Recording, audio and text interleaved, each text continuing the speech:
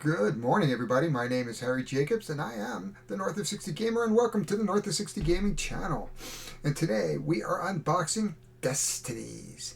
Destinies is a 120 to 150 minute game, 14 plus, 1, 2, 3 players from Michael Gorbiowski and Flip Milnunski. And I'm sorry if I've butchered their names. This is an interesting take on a game. It does use an app, and we're going to unbox it and then set up and then learn how to play it. So let's get down to the table right off the bat and take a look at what's in the box. There are 3 boxes. I think we're only going to go through the core box today, so we're not going to show you the expansions, but I'll show you the boxes. So here are the boxes. We're ready to go. It is a Kickstarter pledge, so I've got the core box plus 2 expansions. And the shrink wrap has shrink wrap, so it'll take a minute to get the shrink wrap off here. There's Destinies, the original game, See and Stand, which is one of the expansions, and Myth and Folklore expansion. So we're just going to put those off to the side. We're going to get rid of the crinklies. Doggy emergencies around here. I have 6 dogs, and there was howling going on, so I actually had to turn it off for a minute. Anyway, here is the box. It's a nice box. It standard looks like a 12 by 12 box. You can see here 120 to 50, 14 and up, and 1 to 3 players. There is the back of the box. First competitive story-driven RPG-like board game ever. Your choices will change the world forever. I know it uses an app, and I will be downloading my app on my iPad eventually today. So anyway, let's open the box, and this is from Lucky Duck Games.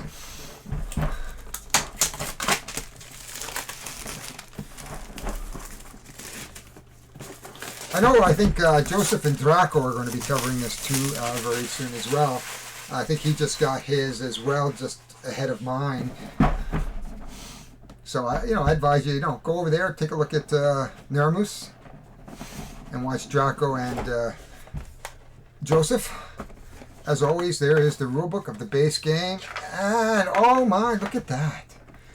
This is one of the things I always appreciate when I look at this and go, look at the game box. Now this is a Kickstarter pledge, so oh, that is the box. Oh, that's all in the box. Okay. So here we are. We have a bunch of miniatures. There we are. Look at this guy. Wow. This game retails $44. Look at the little minis. Now, most of the minis are fairly small. I would say 16 millimeter. I think there's a 32 there. But, wow. That's a 57, I think. These are the gaming boards. So these are your skill levels, and I believe that is your knowledge, strength, or dexterity and strength. And you actually place wood cubes here, and you make a dice roll, and you make a check against the number of successes either below or above the number that you had rolled. That's an interesting and unique way. What really attracted me to this game, of course, was the fact that it is an app-driven game. We have a number of tokens. Not a lot of tokens in the game, though.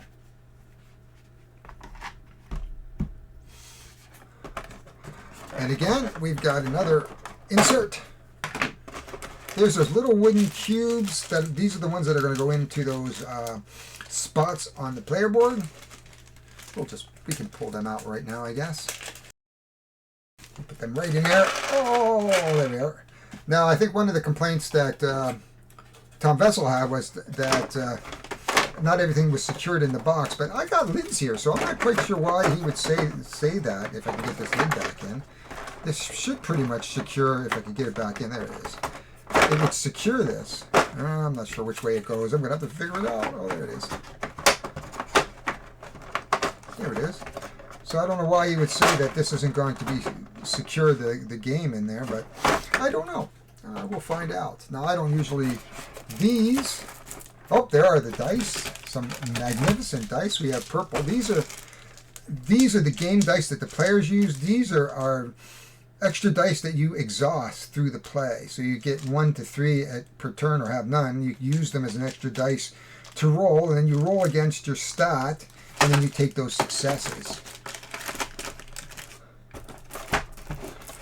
Then you have a number of, these are like parchments, so I don't know quite sure what these are, but you can, I'm not quite sure what these are, but you can see they each have QR codes.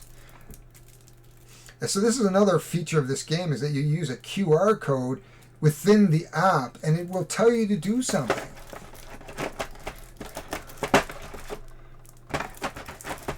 But that's what's in this box. So we have a bunch of cards, and I don't know if I have that size. Hopefully I do. Because I usually like to use sleeves, as you know. But that's what's in the box. I'm going to organize this next, and we're going to take a deeper look at the components, and we're going to set up, and then we're going to play the game. But that is the unboxing. So we are slowly getting ready to play this game. We did an unboxing, we did a little intro. This is Destinies. This is an app-driven game, and you can see I have the app already loaded on my iPad.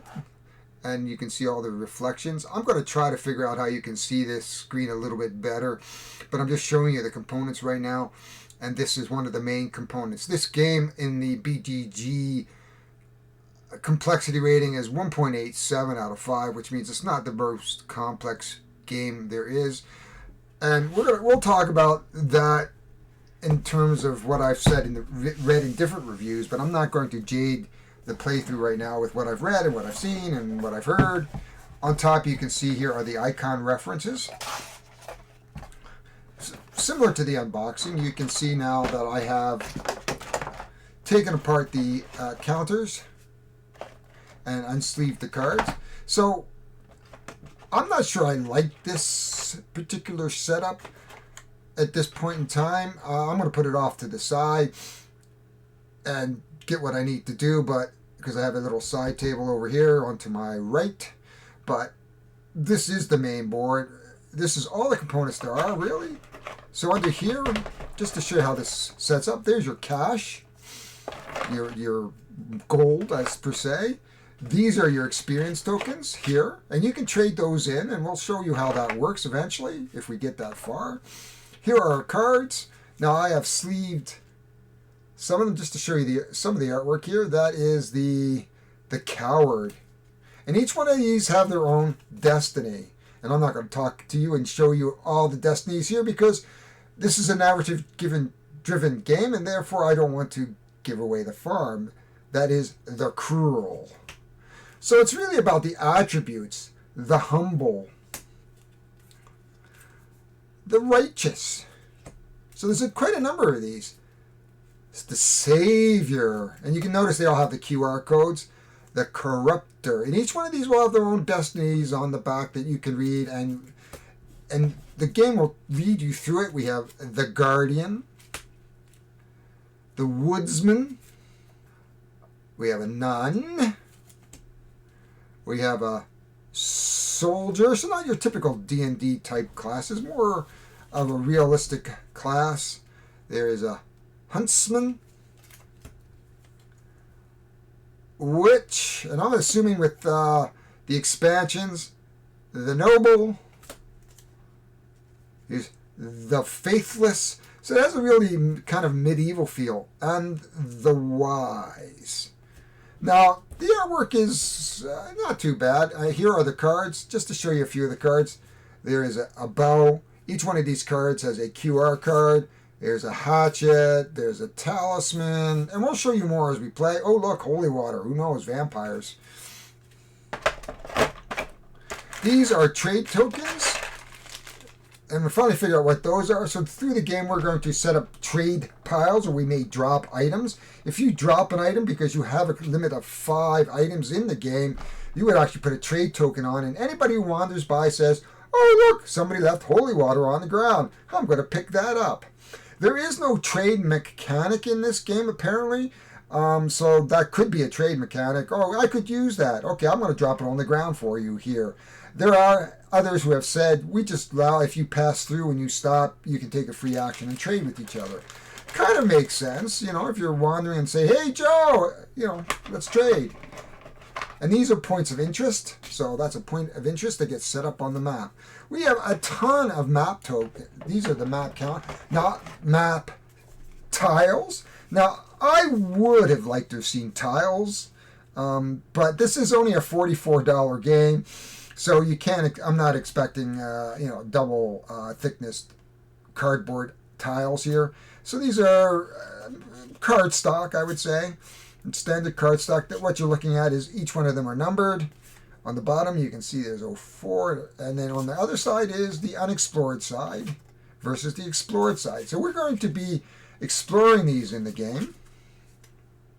You can see our dice, and the dice are numbered, and we'll show you the numberings a little bit later on when I put up a picture. So I'll show you how that's all numbered. More items. There's a ton of items in this game, and there's 2 expansions, and then of course the minis. Now, somebody had the forethought of actually, and I'll show you a picture of this again when I set this game up in this bit, is that somebody's actually started referencing these in a sheet. Now, I took a picture of it on my screen because my printer is buried back here in my room somewhere, but it'll be helpful that if this game actually did have a reference sheet showing you where these where the miniatures go in the box. Tom Vessel and crew said that was one of the things that he did not like, was the fact that we have very, very small miniatures, and you can see that right there, a very, very, very tiny miniature, and then not sure if once you start putting them on the board where they all go. Well, somebody had the forethought of just taking a picture and putting it up, and that worked very, very well. So, but that is all the components that are in the box. This is a very simple game. We're going to start setting this up to play in about 30 seconds or so, so bear with me as I figure this all out. I am playing for the first time, so you are seeing me learn the game, and we're going to do it solo, and we're going to do it in Explorer mode. There are 2 solo modes, a Explorer mode and a Challenge mode. The Explorer mode is sandbox-like, and you go until you finish your destiny. The Challenge is a time-bound challenge. So I'm not quite sure how that works, but for our first playthrough, we're just going to use the Explorer mode just so we can get used to the game. And I will not show you everything. We will probably not play it through to the end. The only reason is because it is a narrative-driven game. I don't want to give away the farm here for you guys, for you folks, if you decide to buy this game. Again, 401 Games, this game runs about $44. Considering all the minis and what's in the box, I'm saying there's some good value here for $44. Not sure about the replayability of this game. There was some talk on BGG and others about the replayability of this game, but it might be a fun, light way of introducing people again into a gateway narrative game. And I'm all about the teaching, and so this is a very gateway-ish game. It is app-driven. In fact, some people say, well, do we really need the map tiles? There were some questions around, really, it could just be an app where you click it and it would be more of a rogue adventure or a sandbox adventure game. I am not going to judge here, but sometimes you need these types of games just to introduce people to these styles of games. With that being said, let's start setting the game up. So I have switched over to my iPhone here, as you can see. Pardon the glare at the top, but there's not a lot I can do about that. It is a screen, and we are going to play the base game, so let's just hit this and see what happens. We are going to play the Nature of the Beast. That is the recommended beginning scenario. As you can see, I would prefer, there are a number of scenarios, 1, 2, 3, 4. Those are the campaign scenarios, but they recommend that we use the first one. So we are going to hit that. The Nature of the Beast, it says, in the dead of winter, a monster preys on the town. Among the whispers are curses and dark magic. There are few who will not cower and hide, but go into the night to face the beast. What fate awaits them? I don't know. Let's find out. So it's going to download. Now, apparently the downloads here are frequent. So I don't know whether they changed the games, but let's just put it on pause and wait till it... So you can see it is downloaded, and we're just going to hit the... I have to take my glasses off here. Play. And we are going to play in, I believe, Explorer mode. Again, now let's put my glasses on. Yep, for solo. So we're going to hit Explorer.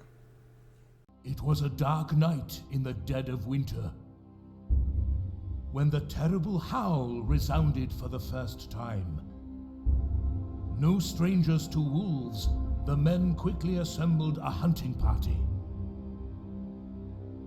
The few who returned, bloodied and terrified, spoke of a monster, a werewolf, hungry for human flesh.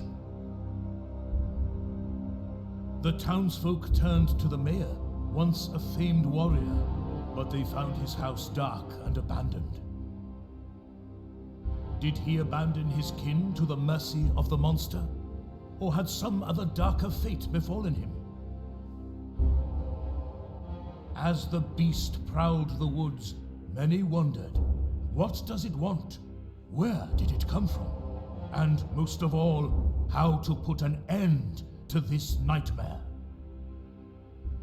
But there were a few who knew their fates were, for various reasons, tied to the monster.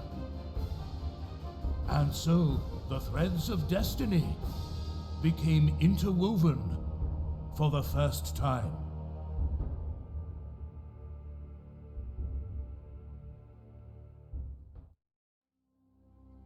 We are playing the Noble, so we're just going to pick our Noble. And we're going to say, okay. Now you can see here that we're going to set up our stats. So I'm going to go set up our stats and then we'll talk about it in a minute. I had to refer to the reference guide to figure out which of the Noble, which is in the number 6 position in the box. And here's our starting position. Here is our Noble, the little tiny wee fella. There he is there. So we'll just put him here for now. We'll lay him down. I don't think you can see him there. I will focus in on the map more importantly than this, or I might use something just a little bit bigger. I think I would like to replace these actually with bigger. Okay, so the standard setup is 2 dice, a gold. I'm exhausted all 3 of my dice, and I can take a sword. And you can see barely here that it says it's a 14. So I'm going to look for item 14. So I have taken item number 14, which is the sword. And it says, in a strength test, don't roll any dice. Instead, you roll a total equal 10. And you can see it says discard, which means I will have to discard it. So there is a limit of 5 items. We'll just move some stuff off to the side here that we can have. Now, normally you would put them below the board, but I think in terms of that, I don't think you can barely see that at all. Can we put that up there? There's the sword. So we're going to put the sword just up to the top here so you can just see it a little bit better. Normally you would put it below the board, but because of that, we're going to put it a little bit above the board. And that's just so you can see the items, but there's still that same 5 limit, 5 items. Now the next thing we're going to do is, we've taken our item, we've taken our Noble. Did everybody take the starting items and set their skills? We did, yes.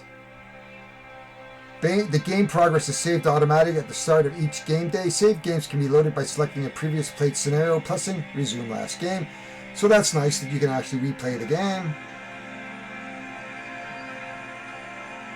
So now it's going to tell us how to set up the game. So it's going to tell us to put place tile 2 face up as indicated.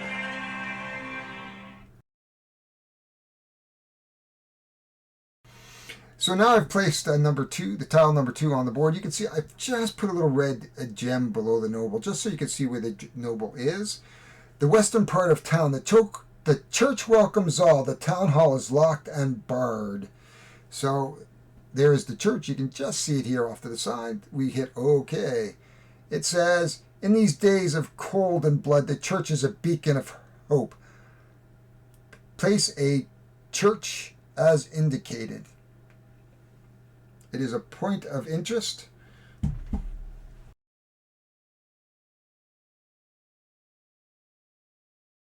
And you can see that we have a little figurine for the church right there. Okay, we have put the church on. And it says to put tile 23 down as indicated. So we finished off with number 25 and number 16, all face down as indicated. And the wind howls through the meadow. So there's a little flavor text as each one of these goes out. Okay. So what do we do next? I don't know. So the game is now set up. We have set up our noble. We have our 3 dice, our coin, our 2 dice. We have set up our board here. I'm playing in a tight space. But we'll make do as we always do here. As I said, I don't think we're going to go through all the turns. But just enough to give you some flavor of how this game works. So that's it. Okay. Refresh an effort dice. So this basically takes you through the game. So there is our effort dice. So we can do a number of different things. We can move, visit the church, and I suspect that the first thing we want to do is visit the church, which is right here. So let's visit the church. So I just focused in a little bit here. So in order to visit the church, I think we just press church. Visit the church. Well, that makes it easy. We'll say yes. So here we are in the church. I don't know if you can read this with me. You can turn the sound on maybe. So you get a little flavor. It almost sounds like a church here. So that's kind of neat. So I like the way it gives you that flavor as we go along here. We'll just mute that, and it mutes it nicely, and it brings it down very nicely. So there's a number of things we can do. We can pray. We can steal money from the offering box. We can ask what troubles him, or ask the priest about your destiny. Well, being a noble, I think I'm going to pray first. Now, if you look at the ellipse, you know, the 3 dots, it is an interaction, so we're just going to hit 3. Your convictions and your conscience are clear. The prayer fills you with new determination. Refresh your dice. These are which is really nice because now I can test them. Okay, we hit OK. As you can see, we've taken away one of our choices. No, I don't think I want to steal money, but you know what? I'm interested in my destiny. So let's ask the priest about our destiny. So what we're going to do now is we're going to bring up our noble card, and we are going to try to find the QR code. There it is. Touch and hold to scan. Okay. Touch and hold to scan. Okay, this is going to be a bit of a challenge. See if we can put that in. There we are. Okay, I did a quick reset and see whether or not we can do this now. Okay. I'm having trouble finding the QR code. Oh, there he is. I would help you. But not before my dilemma is resolved. Wow, that was a lot of work. Now I am on an iPhone as opposed to the iPad, so it'll be a bit finicky. Okay, well, you know, he said, I can't help you before I resolve something. So, oh, look. Right here it says, ask him about his problem. Okay, we can do that. Friend, I have a dilemma, he confesses. I intended to visit the Romani camp, to spread the word of Christ among them. Now my trouble is twofold. First, I won't attempt it without permission from the fortune teller, otherwise it would be pointless to even try. And second, well, now, amid the hellish events, I'm not sure whether I'm prepared to spread the good news anymore. Well, I'm going to try to encourage him. So this will be a test. So we're going to encourage him. So we're going to roll our 2. And let's take a dice here. Now our blue is a 7. So let's take 2 dice. And we're going to roll these dice. And I'll show you how this works.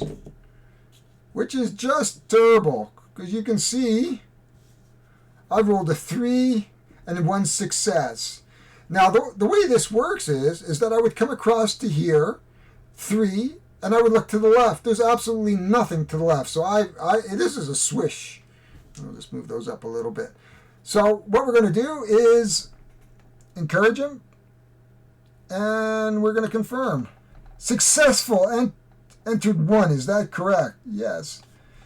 I see your point, the priest, visibly uncomfortable, but I still don't think I could convince them of anything in the face of such tragedy.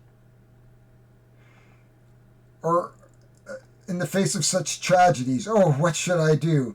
So you can see that I did not help my destiny here. I'm going to lose a destiny. And I can't move these up. And I can't move... So I'm going to move this guy up to 6.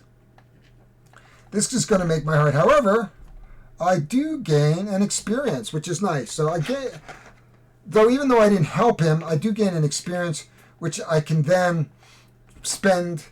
Whoops, there's my experience, sorry. So I do gain an experience that I can spend on my board to up my experience. And that's probably going to be a smart move at some point. And we can do that at any time as long as we are not doing something or other, invent, I believe. So we'll hit OK. We could try to steal some money, but I think we're good with that. So we're going to end our turn here. And what I'm going to do is I'm going to spend my experience point, and we're going to move our 6 back to 5. And we're going to move our 7 back to 6. There we go. So we've spent our experience. We can put these 2 dice back on our board, and there is our... So after our first turn, you see I've used 2 dice, which did not help me whatsoever. I've got my 2 dice, I've got the 1 left, and I have a gold coin. I've used my experience to move the 7 to the 6 and the 6 to the 5, and that was not a particularly good first turn for us. But we will end the turn. End the turn. Yes. Refresh and effort dice. There we go. Well, we've been to the church, so I'm not sure which way we should move. Let us move to 23. Now, the rule is I can move up to 2 tiles away. However, if there's an unexplored tile, we have to stop there. So we're going to go to 23. And we're going to say yes. And we're going to turn over our tile. This part of town houses the inn and the craftsman's dwelling. Usually it is teeming with life, but now the streets are empty. We're going to put 52 out. So based on the app, I have put the inn as a point of interest, and you can see the smith is now on the board. There's the smith. We can interact with the smith. Here is our wandering nobleman. And then off we go. So I'm not sure who we should interact with. Oh, and the mayor's house. Okay, I forgot the mayor's house. And there is the mayor's house. Of course, he has the biggest house at all. So generally what happens is that we're going to do a refresh. At the end of the turn, there could be an event that triggers. And then we're going to do a move phase, and then we're going to visit things. So you can see this really is a choose your own adventure, right? Could you imagine this could be page 2? Okay, I visited the church, did a bunch of things. Now I'm going to move to page 23, and now I can have 3 choices. So let's talk to the mayor, I think. And we'll just push the mayor. Oh, wait a minute. I hit it. Okay, now let's go visit the mayor. Do you want to visit the mayor? Yes, sure, why not? We want to visit. Should we look around outside? That didn't really help us any. Or should we open the door with a strength and a QR? I'm not quite sure what that means. I'm going to have to look at the rules what that means. Open the door. So this means it's a strength and an item scan. I do have a sword. Or we can just take a look around outside. I vote for let's go and take a look outside first. we are going to look around outside. So we're going to roll 1 and 1 like we did the last time. That's exhausted. We'll put it on our sword. Let's roll our dice. Let's hope for something just a little bit more pleasant than the last time. We have 4, 7, plus 2 is 9. We have 2 successes, which is great. So we're going to go 1, 2, 2 successes. Success entered 2, yes, correct. You walk around the house but find no other way in. Strange amulets hung outside and symbols carved in the beams attract your attention. You don't recognize them, but looking at them feels unsettling. You gain a talisman, which is item number 6. There it is, and there is the talisman. So you can see this game is so app-driven. It's really not much more than a... Now what you're seeing, hearing me do is sleeve my cards as I go along. I didn't want to sleeve them all because I knew we weren't going to use them all. So we have our talisman. That is the end of the turn. We can try to interact with the door with our sword. Well, let's try that. I don't mind. So our nobleman is going to try to open the door. We are going to, we don't have a pick lock. We can force it open if we can. I don't think we can. And I don't have a pick lock. So I think what we're going to do is move on from here and maybe visit the smith. So we're going to end the turn. We're going to refresh an effort die. Drawn by the rumors of the monster, the bishop arrives in town. He takes up residence in the church. It is said that he offers a reward to anyone who slays the wolves, threatening the faithful. He believes them to be in league with the beast. The priest seems traveling east towards the crossroad, burdened by some troubling dilemma. So now we're going to move our priest here, and we're going to put the bishop on the church. The church seems to be in some big dilemma here. We place the church as indicated, which we did. There we go. What are we going to do? Should we could go to the inn.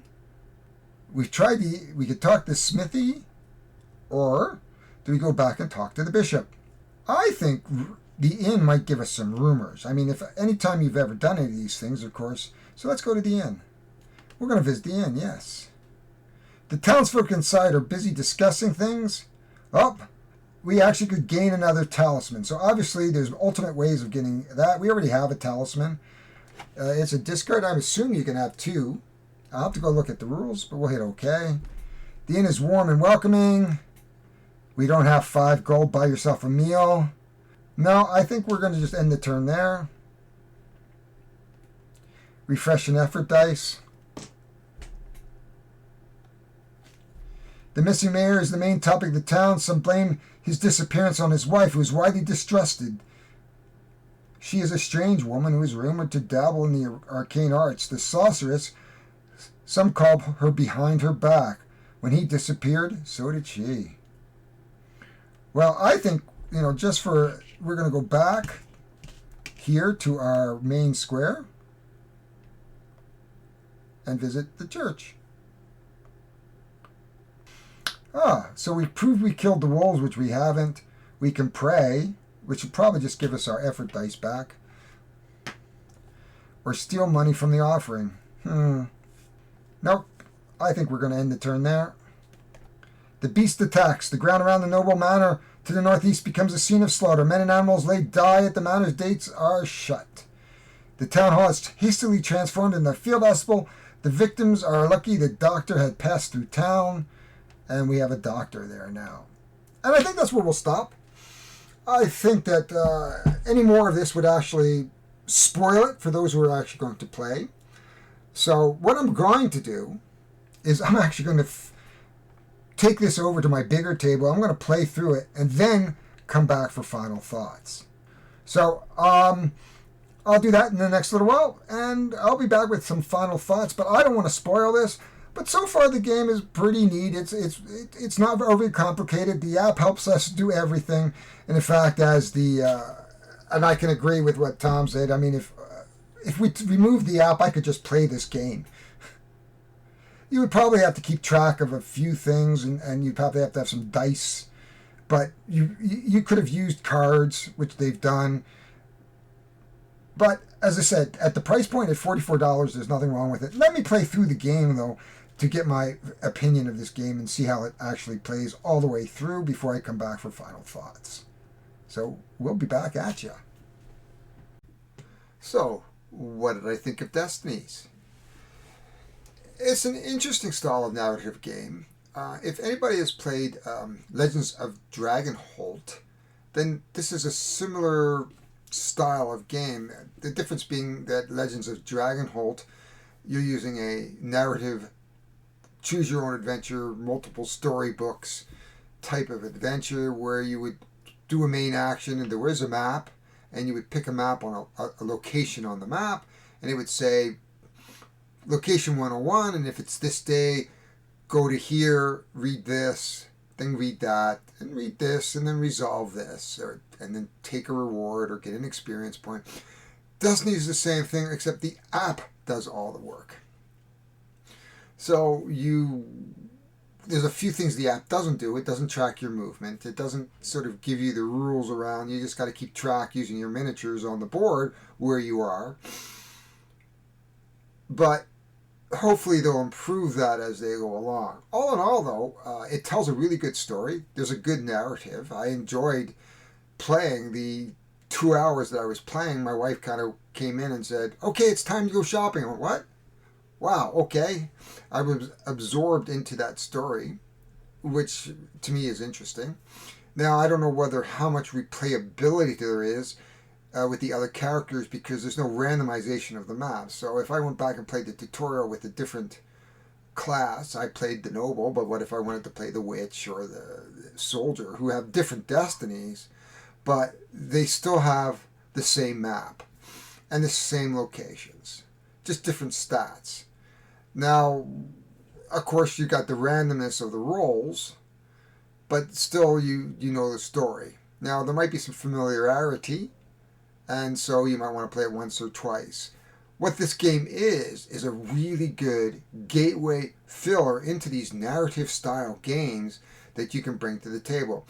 So this is a good jump off point to say Legends of Andor or City of Kings, which is a huge game similar to Destinies, except it's more complicated and very complex. But it has a narrative, and you're trying to play through a story looking for something, and there's a series of quests that you do, and you have to get resources and build things. It's a much more complicated game than Destinies. Legends of Andor is a much more complicated puzzle. There's not a lot of replayability in Legends of Andor either, because once you've figured out what you need to do for the scenario, it's not going to change much. So the miniatures are really good. Now, what I would have liked to have seen in component-wise is maybe not use miniatures and spend a little bit more on the tiles themselves. So if you think of the game, if you have Maximum Apocalypse, where the tiles are cardboard, I think that would have been better for Destinies rather than the flimsy 95 by 95 millimeter, which I just ordered sleeves for, and you have to buy 100 by 100 millimeter sleeves for that, and then it won't fit in the box anymore. One of the other things I don't like about it, of course, is I love the miniatures, but they should have given you a reference guide to where the miniatures go. Thanks to some industrious fans of the game on BGG, you can find it there as a PDF, and then I can use that as a reference. They should have included that maybe in with the app. Here's your setup. This is how those guys go in the box, so that you can put them all back and get used to where they are. So a standees might have been better, perhaps.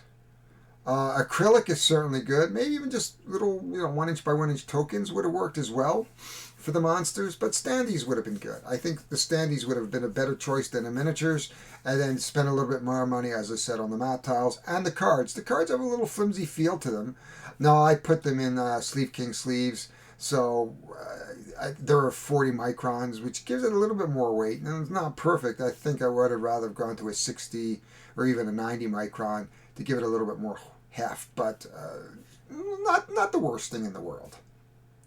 So overall, if you look at my general thinking around Destinies, this is for a gateway game, it's a 8 or 9 out of 10, but overall value to perhaps somebody who wants a little bit more weight in terms of complexity, which is not in Destinies at all, because it leads you through the game. I mean, you literally do nothing other than I'm going to move here, interact here, and roll a dice, and just do what it tells me to do.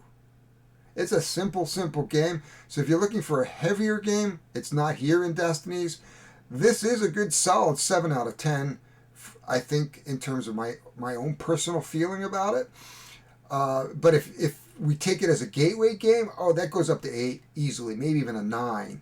But for a complicated game, the games that I would look for normally in my collection, I would say it's a little bit underwhelming just because there's not a lot of complexity and puzzleness around this. One of the other things too that I might have to do next time I play is keep track of the locations on a piece of paper, only because there's things you need to do, and I'm over here and you see an item, great, I got an item, where the hell does that item go now? I don't know where that item goes on the map. Okay, now you got to go back. Now if you're in the time challenge, that's going to be a little bit more trickier, because you're time crunched against the solo play to get something done, as opposed to what I played in is the Explorer mode, which says just keep playing until you do something and win. And the challenge mode is not quite there. I'd also like to see a more random setup as maybe as this game develops. The app will sort of mix up the tiles a little bit. Like City of the Kings, you never know what's coming out. You know what's in the mix, but you don't know what's coming out at all. I think that would be an improvement of the replayability of this game. Also, you can mix and match where things are going, maybe some different items. So there should be a little bit of randomization there. I think this game, if it's supported, I think it's going to be a great game, and they can make it more complicated or more puzzly, perhaps, as the expansions go on. Now, I haven't played the expansion, so maybe the expansion does add more puzzleness to the game. But with that being said, if you like what you saw today, please hit the like button, subscribe if you'd like to see more content like this, and please hit the notifications. And for people who are on Yellowknife, it is 9 degrees Celsius today. I don't know what we had 30-degree weather at the beginning of the week, and now we're back to 9-degree weather. I guess what they say in Denmark is true. Iceland. I went to Iceland, and what they say about the weather is if you don't like the weather the way it is, wait 5 minutes. And with that being said, thank you very much for watching, and we will see you on the next time. Thanks very much. This is Harry Jacobs, and I am the North of 60 Gamer.